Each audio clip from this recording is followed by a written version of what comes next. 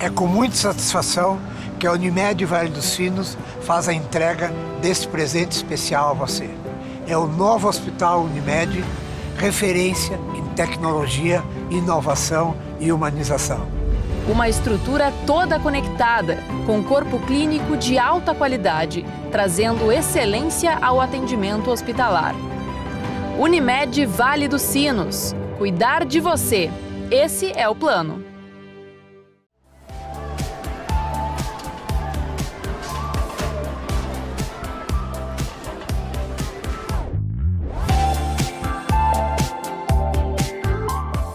Olá, boa noite, tudo bem? Estamos começando mais um programa Pergunte ao Doutor, apresentado por mim, Rodrigo Baioc, aqui na nossa Vale TV, nos canais 6 e 14 da NET e nas plataformas digitais.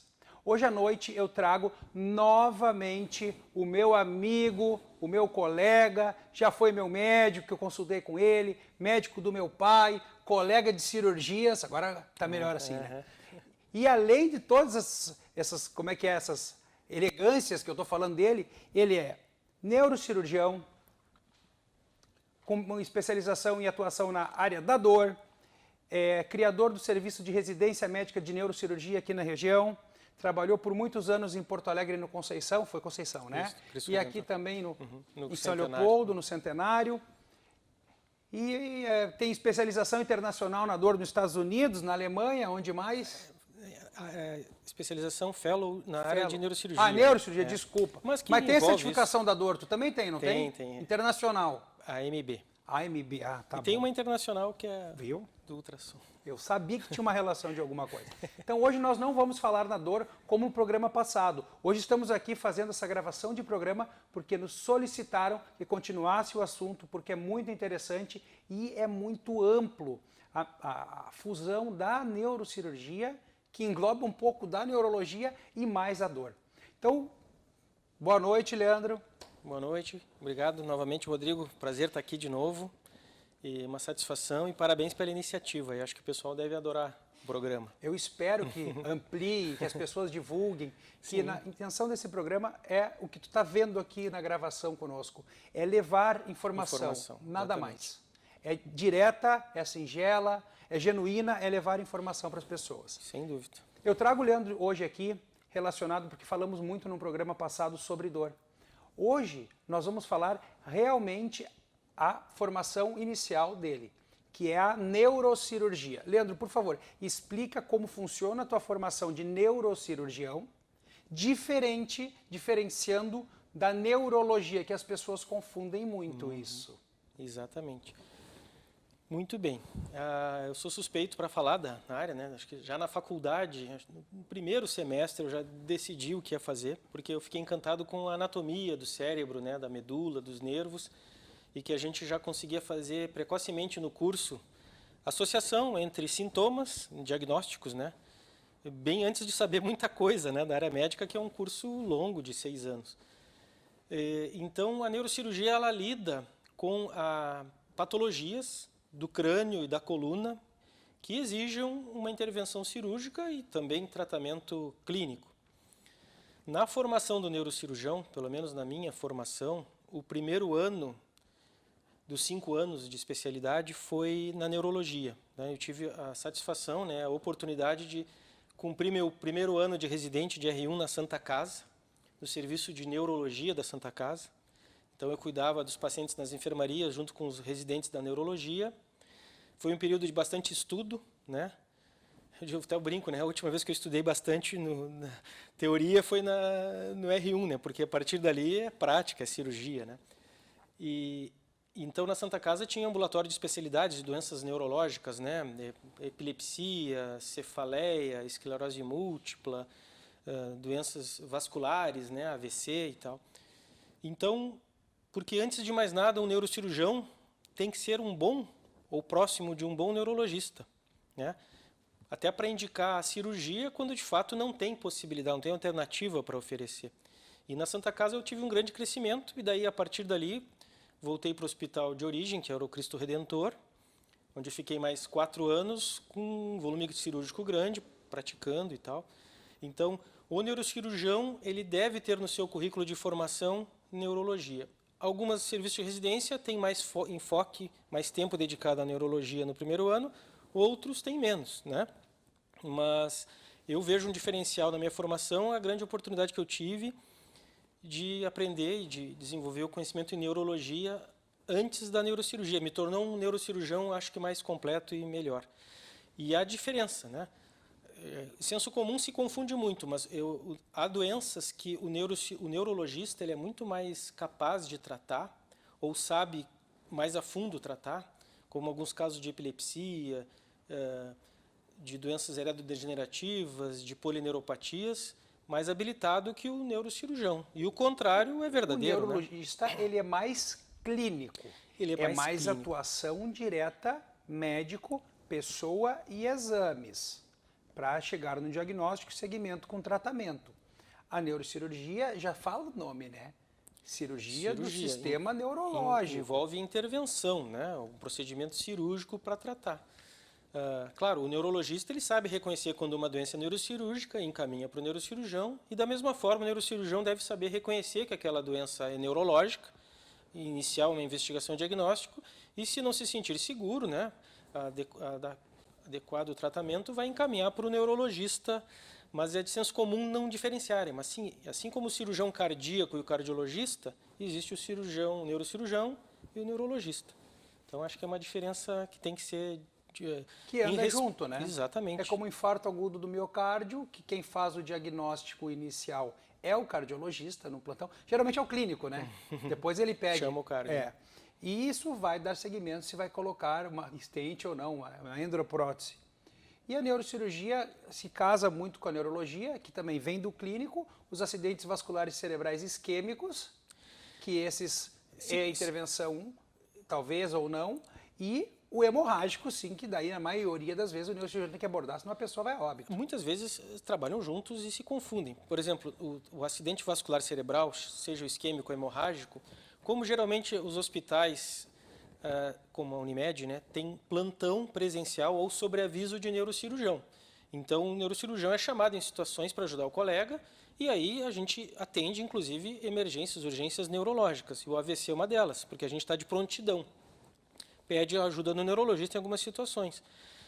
15% do AVC, ele é hemorrágico. Aí sim o neurocirurgião, ele eventualmente tem que ser envolvido e chamado pela possibilidade de precisar operar.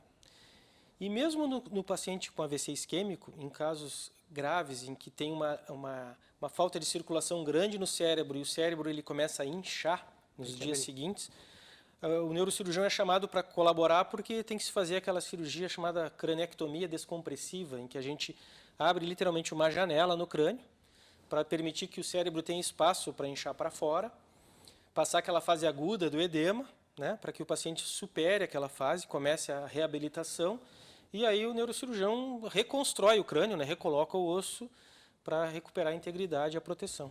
As pessoas vão achar, mas por que o cérebro incha? Explica então por que o cérebro incha. Se a área do cérebro afetada por uma isquemia, né, por uma interrupção da circulação é grande e a pessoa não tem muito espaço dentro do crânio, vamos dizer, o cérebro dela é mais cheinho, não tem muito espaço sobrando. Não tem o cérebro como empurrar o osso para fora. Exatamente. O crânio da gente é uma caixa fechada, inelástica. Então, sempre que aumenta o volume lá dentro de alguma coisa, tem que ceder espaço a outra coisa. E na isquemia grave, o cérebro ele reage, como qualquer tecido machucado, né, a pele, o osso, com edema, com inchaço, com acúmulo de líquido. Processo inflamatório local. Um processo inflamatório, citotóxico e tal. E às vezes toma uma proporção de um edema chamado maligno, que ele aumenta e ele começa a apertar lá dentro áreas que estão boas do cérebro. E mata o cara. O paciente começa a piorar ainda mais. Não consegue respirar. E pode daí causar uma lesão irreparável ou ser fatal, né? Então, aí é um exemplo em que a neurologia e a neurocirurgia se colaboram, né? Muito bem. Dentro da tua especialidade, vamos abordar então aquela coisa que as pessoas não gostam muito de ouvir falar. Quais são os tumores mais prevalentes abordados, né, cerebrais por vocês neurocirurgiões? Bom, os tumores no cérebro, na coluna, eles podem ser primários, né, terem origem ali, ou eles podem ser secundários, serem por metástase. Vamos dizer, a pessoa tem um tumor em outro órgão e uma célula maligna se implanta na coluna ou no cérebro, começa a crescer e cria um tumor. Então, as cirurgias de metástase cerebral e mesmo na coluna, por incrível que pareça, né, em geral elas são até mais fáceis de fazer, porque a gente abre, né, consegue identificar aquele tecido que é bem distinto ao cérebro, consegue ver os limites entre o que é cérebro e a doença, consegue uma remoção radical, né? E às vezes, quando o tumor é primário, surgiu no próprio cérebro, tem vários graus de tumores, alguns mais agressivos e infiltrativos, outros menos, mas nem sempre, como é um tumor que surgiu ali, às vezes é difícil a distinção visual, né, ou por aspecto, ou por firmeza do tecido, entre aquilo que é doença e aquilo que é normal. Sem contar que no cérebro e na medula, a gente não tem uma margem livre, a gente não pode tirar, vou tirar um pouco além do que eu estou vendo por garantia. Senão vai estar matando outros tecidos. Porque tu pode causar uma lesão, uma perda de função. Aí que surge, nessas situações, uma situação interessante que é a wake surgery, né? A cirurgia com o paciente acordado, né? Tocando violão, tocando flauta.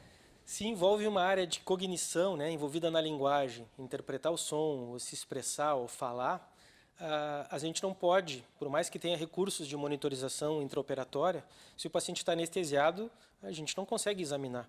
Então é possível fazer a cirurgia com o paciente acordado ou despertando naquele momento, para que alguém da equipe teste a linguagem, mostre objetos para identificação, peça para fazer alguns exercícios cognitivos, né, para a gente saber se aquilo que a gente está mexendo está causando algum comprometimento da função ou não.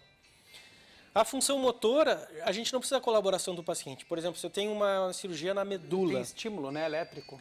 A gente chama para a cirurgia um neurofisiologista, ele coloca pequenos eletrodos no couro cabeludo, nos membros, nos músculos, e faz um estímulo elétrico daqui, que desce pela medula e nervos e é captado nos membros. Ver no computador. Ou o contrário, que é o chamado potencial evocado, sensitivo e motor.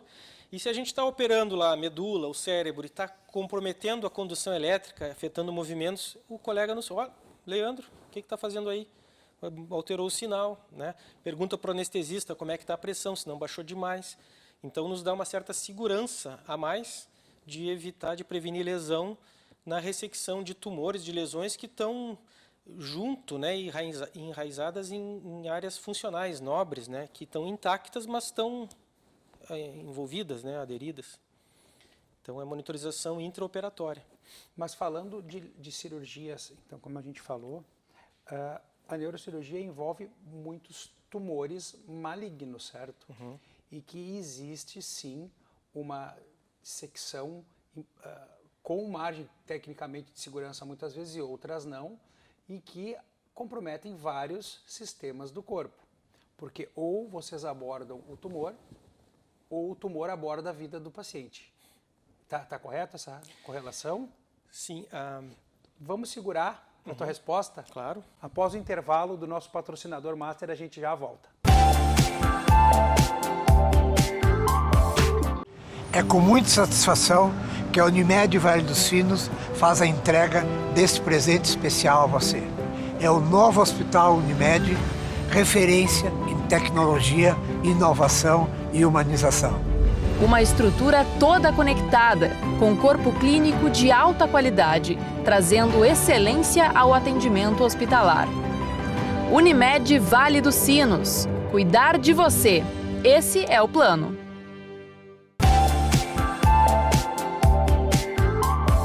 Então, voltando para o nosso programa com o colega neurocirurgião Leandro Dini, nós vamos falar agora do que nós acabamos de comentar sobre os tumores, sobre as ressecções, enfim. Claro, senso comum, às vezes as pessoas podem pensar que sempre os tumores são semelhantes, né, mas é um leque grande. Muito, né? grande. Então, como eu falei antes, existem tumores primários que surgiram ali e tumores que são metástases. Aqueles tumores que surgiram no crânio ou na coluna, eles podem estar fora do cérebro, né, extracerebrais, extramedulares, apertando o cérebro, mas por fora, ou eles podem estar dentro do cérebro, dentro da medula, que são os tumores intracerebrais e intramedulares. Em todas essas opções, tem tumores, e muitos, né, são curáveis, né, com a ressecção completa, total, é possível a cura e às vezes tratamento complementar. Outras vezes, mesmo que a gente resseque todo, aquilo que visualmente é toda a lesão, se sabe que existem células invisíveis ao olho humano, no próprio cérebro, às vezes à distância, que vão se proliferar, como se houvesse uma mutação genética, né? Então, nos gliomas, né, aqueles tumores do cérebro, que a gente pode simplificar e classificar em graus, né? Grau 1, 2, 3 e 4. O grau 3 e 4 são malignos, agressivos, localmente agressivos, e o grau 1 e 2 menos agressivos. É possível, os gliomas grau 1 e 2, a cura, né? Mas exigem seguimento a longo prazo. O grau 3 e 4, por mais bem que seja sucedida a cirurgia, a gente sabe que é uma doença intrínseca do cérebro, pode surgir focos de tumor no outro lado do cérebro. Claro, vale a pena operar? Vale. Se a gente consegue, num tumor assim agressivo, remover mais de 70% ou, aparentemente, remover tudo, Sobrevida. complementar com quimioterapia, radioterapia, o paciente ganha uma sobrevida muito mais importante do que antigamente. E, claro, a gente tem que batalhar para que essa sobrevida tenha qualidade de vida, né? Não adianta também sacrificar funções importantes para uma doença que não vai ser curada, né? Que a gente só vai dar sobrevida e tornar essa sobrevida muito limitada. E tem outras doenças que são complexas, difíceis de tratar, mas que são possíveis a cura. Então, tudo depende do tipo, da natureza do tecido que está se proliferando, do tipo de tumor e do lugar onde ele resolveu crescer. Por exemplo, né, nós atuamos juntos em alguns tumores da base do crânio, que envolvem a hipófise, ou que envolvem mesmo a região do nariz e seios da face, base do crânio, orelha, ouvido, né, que às vezes tem que fazer uma cirurgia em conjunto. Por exemplo, no tumor da hipófise, o otorrino comumente entra com a gente para a gente fazer o acesso até o tumor da hipófise, né? Em vez de fazer pelo crânio, a gente consegue chegar diretamente no tumor através do nariz, que o Rodrigo vai saber explicar melhor que eu. Outras vezes, tem cirurgias combinadas, né? Em que a gente tem que expor o crânio e operar a parte óssea craniana e, ao mesmo tempo, às vezes, fazer um acesso pela face, se o tumor vem da face e cresceu para cima, ou o contrário, né? Fazer cirurgia crânio-facial combinada. E tumores, né, da base do crânio, que envolve a coluna, que a gente tem que lidar, ou do ouvido, do osso temporal, que está intimamente relacionado a nervos importantes e ao cérebro.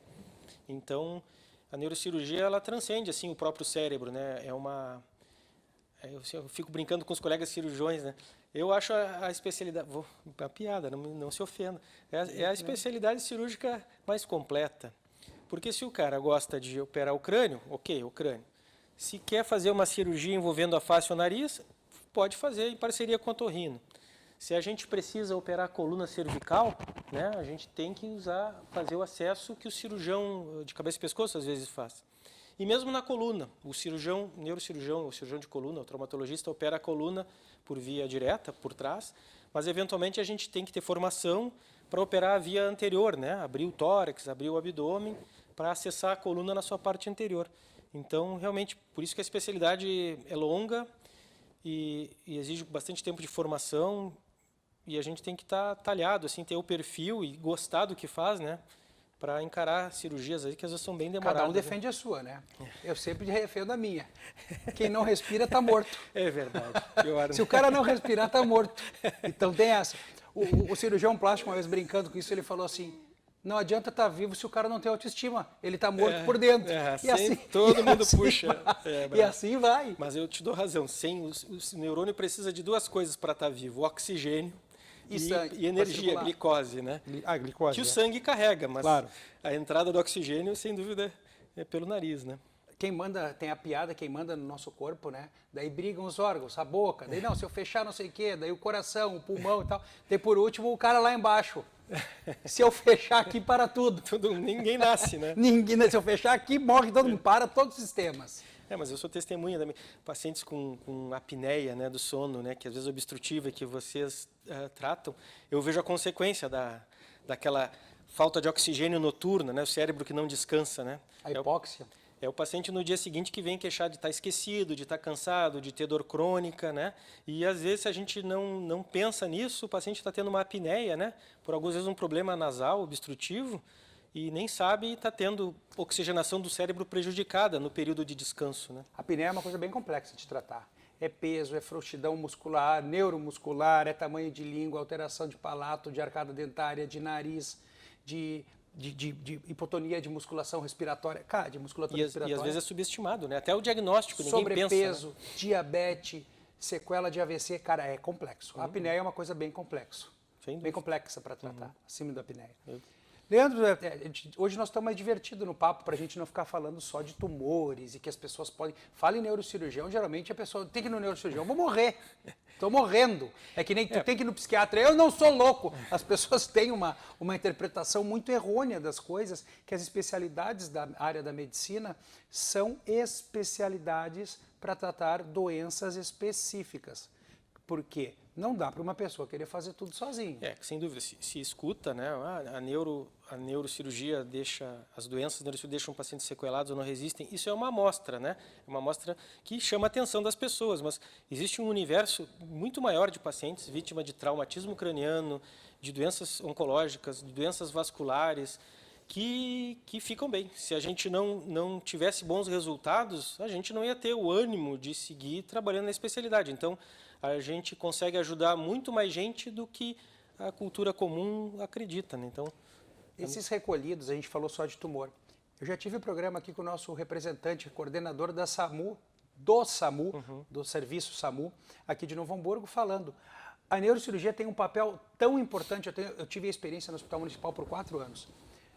Dos recolhidos pós-trauma, de acidentes principalmente, muitos motoqueiros, ou motociclistas, em que a abordagem do neurocirurgião no momento que o paciente chega ao hospital é um ponto crucial entre vida ou morte. Porque se o cara leva e vai abordar aquela cabeça que foi, entre aspas, esmagada e tentar descomprimir ela, faz uma sobrevida notável. Então o papel do neurocirurgião, talvez possa falar agora sobre o trauma. Eu vi muitos colegas, a gente pode até conversar, os conhecidos, da abordagem veloz de chegar no SAMU e pá, centro cirúrgico. O tratamento, o traumatismo crânioencefálico e o traumatismo raquimedular envolvem o neurocirurgião. Mas o tratamento dessas situações elas começam antes da chegada, né, do hospital. Por exemplo, a pessoa teve um acidente, o cérebro dela foi danificado, machucado, pelo impacto diretamente. Ou esmagado. Né, ou está se formando algum sangramento ou edema, inchaço, que vai aumentar a pressão dentro do crânio e vai prejudicar ainda mais. Né? Mas também, por exemplo, oxigênio. A pessoa, se está com secreção ou com a respiração obstruída, tem que se desobstruir a via aérea, tem que garantir uma boa oxigenação do cérebro, senão o cérebro vai sofrer ainda mais. Se a pessoa perdeu sangue, precisa correr soro. ABC. Né? Vamos poder. Sangue para subir a pressão, porque se sabe que a queda da pressão prolongada agrava o resultado no paciente vítima de trauma.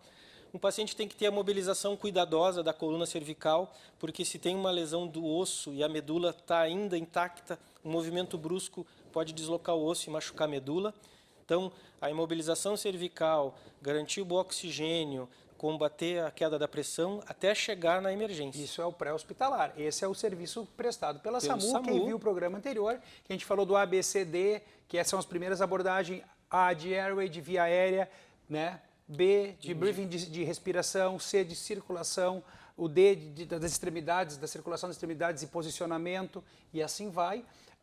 Ele está elogiando, entre aspas, ele não está se dando conta do serviço Sem já dúvida. prestado de pré-hospitalar, até chegar neles que dão o suporte também que acaba sendo crucial sobre a sobrevida. Porque também eu já viu, não adianta o SAMU fazer tudo, que às vezes o paciente chega com o cérebro que é uma gelatina, não tem mais o que fazer. O respirador está respirando pela pessoa, o coração está tentando bater, mas não tem mais o que acontecer ali. A gente classifica o traumatismo craniano em grave, moderado e leve. Né? Vamos dizer, vai para o hospital, toda essa gama, os pacientes de traumatismo moderado e grave são os mais, né, complexos. O paciente chegando na emergência, o emergencista, o socorrista que vai confirmar se o ABC está sendo cumprido, vai otimizar o tratamento, vai solicitar a avaliação do neurocirurgião, vai pedir, eventualmente, já vai antecipar o pedido de uma tomografia de crânio, de tomografia de coluna, e o neurocirurgião vai avaliar, vai proteger a via aérea, eventualmente intubando, transfundido sangue. Muitos já vêm pronto, né? Exato. E a gente chega, avalia o exame, examina, faz o exame neurológico e define se aquele caso é de tratamento conservador, numa UTI com medicações, ou se tem, por exemplo, uma fratura aberta no crânio, ou um hematoma, um coágulo se formando, ou um deslocamento grave da coluna em que a gente tem que levar imediatamente para o bloco cirúrgico, né, para abrir, para remover o coágulo, para estancar o sangramento ou para alinhar a coluna. Então, a neurocirurgia tem que estar de prontidão numa emergência aberta, porque esse tempo de diagnóstico e intervenção ele é crucial no desfecho, né, no grau de sobrevida da pessoa e mesmo de sequela. Então, até fica a dica, né? Pacientes que bateram a cabeça e que tiveram desmaio merecem ser avaliados no hospital por um médico, eventualmente por um neuro. Aquele paciente que bateu a cabeça e começa com uma dor de cabeça forte, persistente, progressiva, associado a não a vômitos, associado a não a sonolência, a confusão, tem que ser levado para o hospital. O paciente que eventualmente se percebe que a pupila, né, esse pretinho do olho, começa a ficar diferente um lado e outro, é um sinal de alerta muito grave. E uma coisa importante, às vezes as pessoas acham que não pode dormir, não pode dormir. Não é que dormir faça mal. O problema não é dormir depois que bateu a cabeça, é durante o sono a pessoa piorar e ninguém vê que piorou. Tem que ter alguém então, desperto junto. Pode, a pessoa está bem, vai, estou cansado, vou dormir. Ok, dorme, mas interrompa o sono, né, depois de algum tempo para acordar, para ver se a pessoa desperta, né, a criança ou o adulto, ver se conversa, confirma que está tudo bem e volta a dormir. Então, isso a gente vê bastante, né? Ah, não deixei dormir, não deixei dormir. Não, isso não é o que faz a diferença, né? Mas o sentido é monitorar, é observar os sintomas. Se o paciente teve isso em casa e não foi para o hospital, ou que se foi liberado do hospital, a gente geralmente orienta, continue observando em casa, né? Porque às vezes um problema não se manifesta de imediato, mas horas depois, às vezes dias depois, pode formar um coágulo, um edema e se manifestar depois. Serve para... Tem dúvida? Procure um médico, procure atendimento. Ah, mas não tem mais, tem posto de saúde, tem UPAs pela prefeitura na região, na sua cidade, tem hospitais que atendem pelo Sistema Único de Saúde, se você não tem o convênio. Se você tem convênio, vá no seu convênio. Gente, nosso programa já está terminando. É um prazer receber o Leandro Dini aqui. Vocês veem, se a gente quisesse continuar mais 3 horas, nós teríamos trela para esse assunto aí que é muito importante, sempre relacionado a temas de saúde para levar para vocês com qualidade. Leandro, dá tuas considerações aí, o teu @, Dr. Leandro Dini, para te seguirem. O Leandro ele é de uma fase mais madura, ele está entrando na internet agora, mesmo ele não sendo velho, tá? E eu estou ajudando ele aqui, faz tuas considerações, a tua clínica aí. Quem quiser mandar perguntas, pode ser para mim, pode ser para a TV e pode ser para a página do Dr. Leandro. Não, perfeito, pessoal. Acho que o Rodrigo falou, tá certo. Tendo dúvida, procurem atendimento. Acho que a estrutura de saúde da região está bem estruturada, a saúde pública, né? Tem um hospital geral, tem os postos de saúde. Nos convênios tem estruturas ótimas, os hospitais da região, né? O hospital da Unimed, o hospital Regina. Então, tem plantonistas, tem neurologistas de prontidão a atender. Então, desconfiou de alguma coisa mais séria, né? Ou de algum familiar, procurem atendimento, porque realmente tem que ser visto, sabe? Não pode ser subestimado sintomas dessa natureza. Então, quanto ao traumatismo craniano, a melhor coisa é a prevenção. Agora que vai vir o primavera e verão, atenção, mergulho na água rasa. Cheguei com calor, vou pular na piscina, não conheço a piscina, não conheço o lago. Quantas vezes eu vi pacientes baterem a cabeça, fazerem trauma craniano, ou jovens fazerem uma lesão na coluna. Então, não mergulhem em água rasa, tenham cuidado, usem capacete. Às vezes a gente subestima, mas o trauma de própria altura, ou de bicicleta e de moto, costumam ser os mais graves até, porque quando a gente está no carro, o carro absorve a energia do impacto. Quantas vezes atendi pacientes que fratura de coluna, homens no fim de semana que vão subir no telhado para fazer reparos, ou a mulher dona de casa que bota a escada, o banquinho para arrumar uma coisa no armário, né? Acha que não vai cair, daqui a pouco cai, fratura a coluna. Então, o melhor tratamento é a prevenção. É isso aí. E a orientação, né? O papel desse programa é instruir, é informar. Vocês, brincando, de médico e louco, todo mundo tem um pouco. Então, gente, vocês vão poder colaborar. Vou cortar o Leandro aqui, que o nosso tempo passou. Obrigado, mande suas dúvidas. Tchau, tchau. Até o próximo programa.